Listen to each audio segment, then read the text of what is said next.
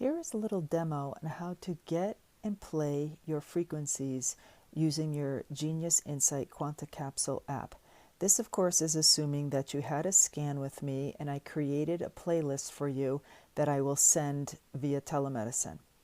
So the first thing that you're going to do is open your Quanta Cap app and touch the three little horizontal bars to open the main menu. Here you'll notice that you can use the choice that says import my Quanta code, but before you do that, you first need to open up your email. You will be getting an email from Genius Insight, and this email will include a Quanta Cap code. So just touch and hold it so that you can copy it out of your email, go back to your Quanta Cap app, and this time you're going to hit the button that says import my Quanta code. From there, all you need to do is paste it in and hit OK.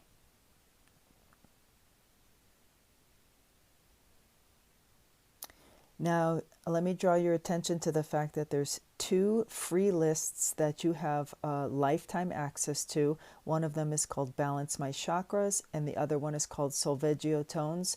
So those two playlists will always be found here on this page. But whatever the new one is that you just loaded, that will show up on the top. Now, you'll notice that it doesn't have a name, and for convenience sake, you can just tap on the little edit, and you can call it anything you want. Let's just pretend that this one was for hormones. You can name it anything that makes sense to you and then hit OK. So now you'll see that it says hormones, and every playlist that I make is good for 7 days, including today. You have an additional 6 days to use it. If you wanted to see what was included in here, you can just touch this little drop down arrow and you would see everything that's included.